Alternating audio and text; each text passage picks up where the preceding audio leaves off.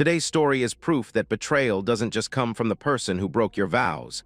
Sometimes it comes wrapped in a decade of friendship, too. A husband notices one tiny inconsistency in his wife's story, and it unravels into a discovery involving not just an affair partner, but a best friend playing lookout the entire time. But before we continue, I have a request to make. I upload daily stories with brutal revenge plots on my website daily. You can find the link on my channel's description and also in the community posts. I'll continue uploading to YouTube as well as on my website. If you want to watch stories with more brutal revenge plots, you can visit my website. Now, let's get to the story. I was parked 2 blocks from Lisa's building in my work van, sweating through my company polo even though the AC was running, watching a text bubble blink on my phone and not knowing what to do with my hands. 10 years married to Erin, and I could still tell you her Wi-Fi password, her mother's maiden name for security questions, the little half-laugh she does when she's genuinely surprised by something. I could not tell you until about a week ago that she didn't know what escrow meant. That's the thing that started it, not some dramatic gut feeling, not a smell of cologne on a collar like in the movies. She'd been studying for her real estate license for 2 months, flashcards on the kitchen table, highlighters, the whole production. And one night I asked her, half joking, what escrow actually was because I'd heard the word my whole life and never once looked it up. She blinked at me like I'd asked her to recite pi, fumbled something about it's like a holding thing. A holding thing. 2 months of studying, and she had less of an answer than I did after 10 seconds of not caring. I let it go that night. I'm a cable guy, not a detective, but I spend my whole professional life untangling why a signal isn't where it's supposed to be. And something about her answer sat wrong the way a bad splice sits wrong, looks fine until you actually test it. So I tested it. We share a cell plan. Family plan, 4 lines, mine and hers, and the 2 she uses for her mom's flip phone and my truck's hotspot. I know that account inside and out because I'm the one who pays it. Logged in on my laptop one night while she was in the shower, pulled up the usage and location data going back a month. She told me she studies at the downtown library, quiet corner near the reference section, 3 afternoons a week. Library Wi-Fi doesn't even show up. What shows up? Every single one of those afternoons, cell tower pings and data bursts clustered around one address that is absolutely not a library. Lisa's apartment complex, her best friend since college, 10 minutes from our house. I sat there staring at the screen with the water still running down the hall and did the math 3 different ways hoping I'd get a different answer. I didn't. Here's the thing nobody tells you about finding out you don't feel it all at once. It's not a wave. It's more like a slow leak and you keep checking the tire pressure hoping you're wrong about the nail. I closed the laptop, went and made coffee I didn't drink, and by the time she came out in her robe asking if I wanted to watch something, I said sure, and I meant it because I genuinely did not know what else to do with my face. I called her the next day from the van, parked outside a customer's house on Village Court, 20 minutes before my appointment. Told her I just wanted to hear her voice. She picked up breathless, said she was in the middle of a chapter on property law, could she call me back? Since when do you read that fast? I said, keeping it light, almost a joke. Since I actually want to pass this thing, Noah, she said, an edge creeping into her voice like I'd interrupted something important, which I suppose I had, just not the something she meant. I told her good luck, hung up, and sat there in the van with the engine ticking as it cooled, looking at the dashboard clock. She was supposed to be across town at the downtown library, buried in a book about property law at a library table nowhere near Lisa's. She was 10 minutes from Lisa's. According to a plan I paid for, she'd been there most of the afternoon. I didn't say anything else. Didn't confront her, didn't leave a note, didn't do anything a smart guy about to lose it should do. I just drove to my next job, fixed a guy's router that kept dropping out every time his kid started a video call, and thought the whole time about how you can be an expert at finding where a signal actually comes from and still not want to follow the wire home. But I was going to follow it. I just needed to see it with my own eyes before I let myself believe it. I took a half day the following Thursday, told my supervisor I had a dentist appointment, and instead drove out to Lisa's comm. Plex and parked in the far corner of the lot where the visitor spaces backed up against a stand of scrubby pines. Good sightline to her building, bad sightline to me. I'd learned that trick running cable to apartment complexes for 6 years. You learn where the blind spots are without meaning to. Erin's SUV wasn't there yet. I'd left the house 20 minutes after her, telling her I had a job out that way, which wasn't technically a lie, just not the whole shape of the truth. Around 1:15, a black Audi pulled into the lot. Nice car, nicer than anything a guy needs for daily driving, the kind of car that's basically a personality trait. Vanity plate, something cute that I couldn't quite make out from that distance. I'd find out later it was a play on his name. Guy got out in a blazer with no tie, sunglasses pushed up on his head, phone already to his ear as he walked toward Lisa's building like he owned the sidewalk. I didn't know his name yet. I didn't need it. I knew what I was looking at. He went in through the side entrance, the one that goes straight to the ground floor units without passing the mailboxes or the leasing office. 10 minutes later, Erin's SUV rolled in and parked 2 spots down from where the Audi had been, and she went in the same door, phone in her hand, sunglasses on even though it was overcast. I sat there with my hands on the wheel doing absolutely nothing, which is its own kind of work, let me tell you. Every instinct I had wanted me to march up there and start pounding on Lisa's door. I didn't. I wanted to see the whole shape of it first, not just the two of them walking into a building. Anybody can walk into a building. So I waited 15 minutes and called Erin's cell. It rang through to voicemail on the second ring. Not the "I'm driving, I'll call you back" kind of decline. A real, immediate somebody hit the button decline. I hung up, counted to 60 in my head, and looked at the apartment through the gap in Lisa's ground floor blinds. Not much of a gap, 4 or 5 inches. But I was close enough to the building by then that I could make out the glow of her screen and the way she moved when she typed. Lisa was sitting on her own couch. Living room, not a bedroom, not the study room Erin liked to reference, just Lisa, cross-legged, phone in her hand, watching it like she was waiting on a lottery number. I saw her phone light up. Saw her glance at it, then type something fast with both thumbs, the way you text when you're covering for somebody and you've done it enough times that it doesn't even require thinking anymore. A minute later, my phone rang. Erin. "Hey, sorry, I had my phone on silent. I'm in the study room and I didn't want to be that person," she said. A little laugh at the end of it, easy practiced. The kind of lie that comes out smooth because it's been used before. I told her no worries, asked what she was studying, and she gave me an answer about contract law that sounded like it came off the back of a flashcard she'd glanced at 30 seconds earlier. I said I loved her, and I did past tense already starting to creep in even though I wasn't ready to admit that yet. And I hung up and sat there in the van feeling something worse than the leak from the week before. Because Erin lying to me, that was one kind of gut punch. I'd been braced for that possibility since the phone bill. But Lisa sitting on her own couch, watching her best friend's phone like a security guard, buying her 30 seconds of cover with a text, that was a different animal entirely. That wasn't a woman who'd stumbled into knowing something she shouldn't. That was a woman who'd built herself a job, lookout, alibi manager. Whatever you want to call it, she was in it fully with both feet, and she'd been in it probably since the beginning. I thought about the girls' nights, the wine on our back porch, Lisa asking about our anniversary trip with this little smile I'd always read as sweet and was now reading completely differently. 10 years of thinking she was Erin's friend, and by extension, sort of mine too. Christmas cards. She'd held our daughter as a baby, for God's sake, back before we lost her. That's a whole different story. When I wasn't in the mood to think about sitting in a parking lot spying on my own marriage. I sat there another 20 minutes and watched the Audi guy come back out, sunglasses back down, blazer still doing its job of looking casual and expensive at the same time. He got in his car and drove off without so much as a glance around the lot, which told me something too. A guy that comfortable, that unbothered, had done this enough times to stop worrying about getting caught. I didn't have his name. Didn't have Erin dead to rights on video, not yet, nothing that would hold up if she wanted to spin it into something innocent.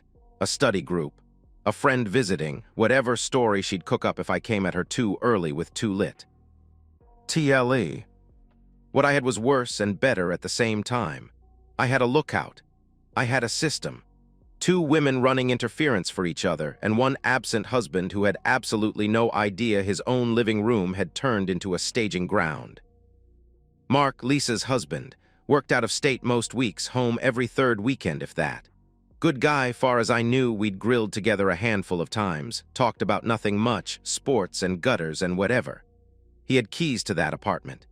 He had every legal right in the world to walk through that front door whenever he wanted, no permission required, no charges to worry about. I started the van and pulled out of the lot before Aaron came back down, already running the numbers on when I was going to call him. And what exactly I was going to say to a man I barely knew to explain that his wife had turned his home into a safe house for somebody else's affair. Finding Mark's number took less effort than I expected. I remembered he worked for a regional HVAC outfit, doing installs on commercial buildings 3 states over most months, and a buddy of mine who does supply runs for that same outfit had his cell in about 10 minutes. Funny how small a town gets when you actually need something from it. I sat in my driveway for a while before I called, engine off, going over what I was going to say in my head like I was studying for something myself. There's no good way to open that conversation. "Hey, we've met a handful of times. Your wife is helping mine cheat on me," isn't a sentence you ease into. He picked up on the third ring, road noise behind him, told me he was between job sites and had a few minutes. I gave it to him straight, told him about the tower pings, the Audi watching Lisa on her own couch running cover with a text message. I laid it out in order, the way you'd walk a customer through why their internet keeps dropping. Here's what I saw, here's when, here's why it isn't a coincidence. He didn't say much at first, then he did, and it wasn't what I expected. "Lisa wouldn't do that," he said flatly, like he was correcting a wrong number I'd dialed. "She's not, she doesn't even like Aaron's friend group that much, half the time she complains about." "Mark," I said, cutting him off gently. "I'm just saying you're describing somebody sitting on a couch texting," he said, pushing back. "That's not evidence of anything." I let him get it out. I would have done the same thing in his shoes, hell, I'd basically done the same thing myself for a week, checking the tire 3 different ways, hoping for a different number. So I didn't push. I just asked him one question. "You still got that app for your home router, the one that shows you what's connected?" He did. Everybody's got smart home stuff these days, and he'd set his up himself, proud of it.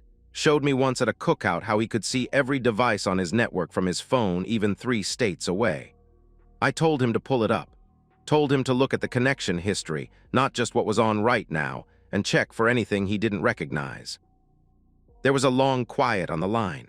I could hear him thumbing through screens, could hear the road noise, and then nothing at all, not even the road noise, like he'd stopped walking. "There's a phone," he said slowly, his voice dropping. "iPhone, not Lisa's, not mine. I don't recognize the device name." "How often's it connect?" I asked. "Tuesdays," he said. "Every Tuesday, 1:30 out around 4. I didn't say anything. Didn't need to. I let him sit with it the way I'd had to sit with mine in that shower-steamed bathroom a week ago, watching a number refuse to change no matter how many times he ran it. 2.5 hours, he said, quieter now, and something in his voice had gone from disbelief to something colder, something with an edge on it I recognized because I'd been carrying the same edge around for days. "Every Tuesday. For how long, Noah? How long's this been going on?" "I don't know," I said, keeping my voice even. "Longer than I want to think about, probably." He didn't say anything for a while. When he came back, his voice had changed completely, flat, controlled. A man doing math instead of feeling anything, which I understood, because that's exactly the gear I'd been running in myself. "I'm supposed to be home in 10 days, he said. "I'm not waiting 10 days. That was the moment it stopped being 2 guys comparing notes on a phone call and turned into something else. A plan. We went back and forth on it for the better part of 30 minutes, both of us talking faster now, the kind of conversation where you keep interrupting each other because you're circling the same idea from 2 directions. Mark had the thing I didn't, legal standing. His name on the lease, his key in his pocket, his right to walk through that door any hour of any day without anybody able to call it trespassing. I had the thing he didn't. I knew the schedule. I'd watched it. I knew Tuesday afternoons were the day, knew roughly the window, knew the Audi and the vanity plate and the side door that skipped the leasing office. "Fake something with your flight," I said. "Tell her you got bumped, tell her you're stuck out there another week. Let her think she's got room to breathe." "And you keep doing what you've been doing," he said. "Nothing, same as always." "Same as always," I said, and it came out steadier than I felt. We settled on next Tuesday. His actual flight home was already booked for the following weekend. He'd move it up quietly, no announcement, and tell Lisa his return was delayed instead. Buy himself the exact cover he needed to walk in that door unannounced while she thought he was 3 states away. I'd handle my side the same way I always had: normal morning, normal goodbye, nothing that would spook Erin into changing so much as her lunch order. Before we hung up, there was a silence on the line that went on a beat too long, the kind where you can tell the other guy's not gone. He's just not talking yet. "I keep thinking about all the times she asked how you and Erin were doing," he said finally, his voice gone quiet. Like she was checking in, she was checking her own math. I didn't have anything to say to that, because I'd had the same exact thought about the wine on the back porch, the questions about our anniversary trip, all of it recast in about 4 seconds flat into something rotten. "Tuesday," I said instead. "Tuesday," he said back. And that was the whole deal, sealed on a 2-lane highway 3 states apart. 2 men who barely knew each other agreeing to blow up both their marriages on the same afternoon, because neither one of them could stomach doing it alone. The hallway outside Lisa's unit smelled like somebody's dryer sheets and cut grass from the courtyard below. Mark had his key out before we even hit the landing, turning it over in his fingers like he needed to remind himself it still worked. 2:19 on my phone. The Audi was in the lot. We both knew what that meant. He didn't knock. Why would he? It was his door. The lock gave with barely a sound, just a soft click that felt enormous in that quiet hallway, and he eased the door open instead of shoving it, both of us moving on instinct now, quiet, careful, like we were sneaking up on our own lives. Lisa was on the couch, back to us, headphones in, phone propped against a throw pillow, playing something with a laugh track. She never heard the door, never heard us cross the living room. The first thing she knew about any of it was Mark's shadow falling over her shoulder, and by the time she yanked the headphones out and spun around, her mouth already opening on a sound that never made it all the way into a scream, we were already past her. I didn't even look at her face. I was locked on the closed door at the end of the short hallway. The one with the little decorative wreath still hanging on it like this was somebody's guest room and not a crime scene in progress. Mark got there first. Didn't slow down, didn't announce himself, just planted and drove his heel into the door just below the knob, and the top hinge tore loose from the frame, the door slapping back against the wall hard enough to bounce, hanging crookedly on what was left. There's a half second after a door like that comes off like that where nothing happens. Nobody moves. It's just noise hanging in the air and everybody in the room, all 4 of us now, frozen, staring at each other like the world glitched. Erin's face. I'll have that for the rest of my life. Not guilt, not right away, just pure animal terror, the kind that doesn't have room for anything else yet, both of them scrambling for a sheet that wasn't going to cover enough of anything. I already had my phone up.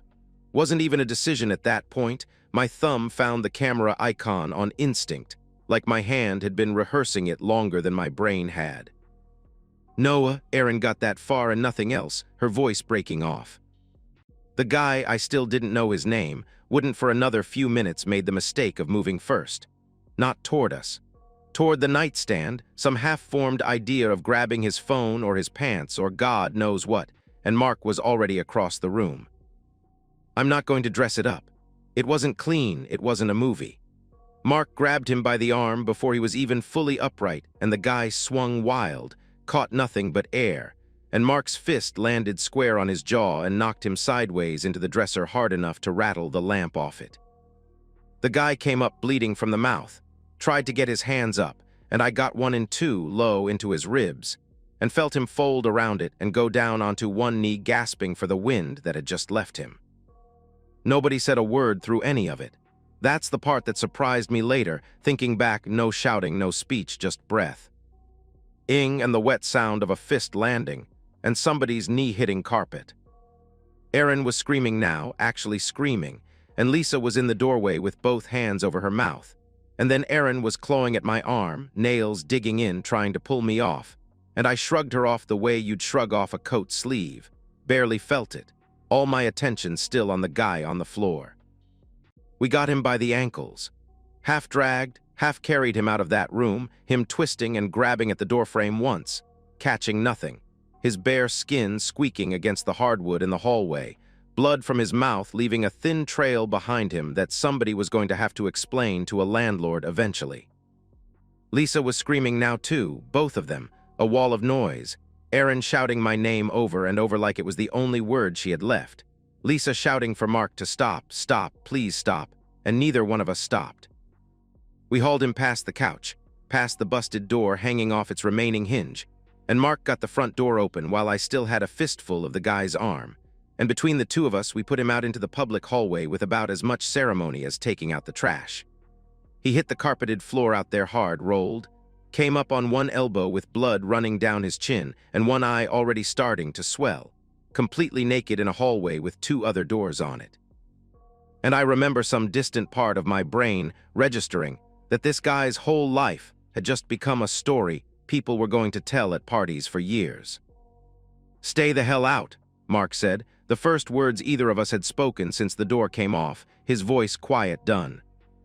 We slammed the door, just like that. The noise of it, the guy out in the hallway now shouting something incoherent through the wood, some neighbor's door opening somewhere down the corridor, all of it went muffled and far away the second that door shut. And then it was just the four of us standing in the wreckage of Lisa's apartment, the guest room door hanging crooked on its one remaining hinge behind us. My hands shaking so hard I had to look down to confirm they were actually mine, ears ringing with a silence that felt louder than the screaming had been. I felt Mark next to me breathing hard, and I realized I was breathing the exact same way. Both of us just standing there in a stranger's living room that used to be a safe house, phone still recording in my hand, pointed at nothing now, catching two women in torn expressions and a busted door, and absolutely nothing left to say for either one of them. The apartment went dead quiet except for the two of them, both hyperventilating in that thin, hitching way people do when they've just watched their whole life come apart in under a minute. Erin had slid down against the wall by the couch, sheet clutched up to her chin, mascara already running even though she hadn't been crying more than 30 seconds. Lisa stood frozen by the busted door like she was waiting for somebody to tell her this was a mistake. I panned my phone over to Erin. Didn't say anything at first. Just let the camera find her on the floor, sheet balled in her fists, the guest room door hanging behind her like a broken tooth. "Noah, please," she begged, her voice cracking. "Please just do not ever come back to my house," I said flat, not raising my voice. Didn't need to. 10 years and that was the sentence it came down to. She said my name again like repeating it might change something. It didn't. Mark had already moved past both of us into the kitchen. I heard a drawer bang open, then a cabinet under the sink, and he came back out with a box of heavy-duty trash bags, ripped one free, and went straight for the hall closet by the front door. Lisa's closet, coats and shoes, and a row of purses lined up on a shelf like she'd organized her whole double life alphabetically. He didn't fold anything, didn't sort it.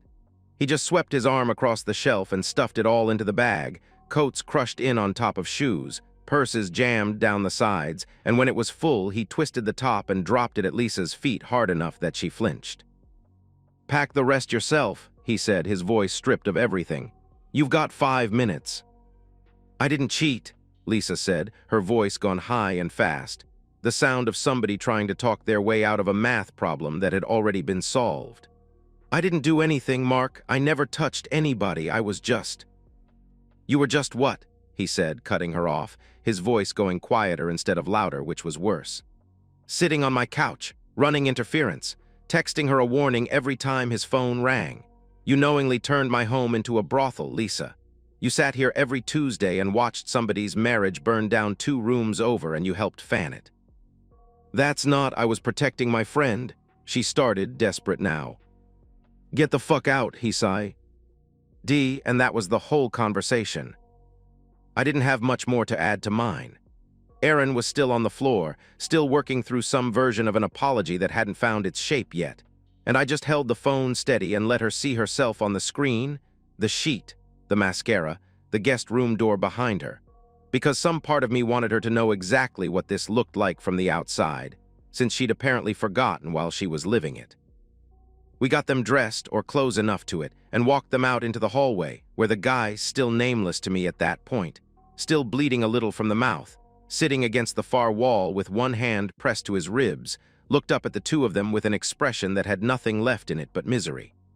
A door down the corridor had opened a crack, some neighbor getting an eyeful, and shut again fast.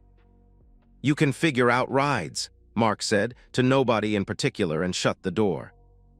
He threw the deadbolt.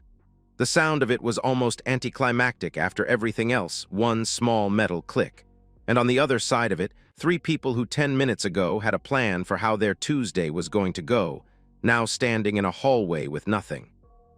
We stood there a minute, both of us just breathing, listening to muffled voices out in the corridor rising and falling, somebody crying, somebody else talking fast and low. "That's the easy part done," Mark said finally, looking at the busted door still hanging crooked on its hinge. I knew what he meant. The physical part was over. What was coming next didn't require fists at all. Divorce paperwork moves slow right up until you hand your lawyer a video file. Mine sped up considerably once he'd watched about 90 seconds of it and stopped asking me questions about the state of the marriage, and started asking what kind of settlement I wanted. I didn't want much. I wanted it clean and I wanted it fast.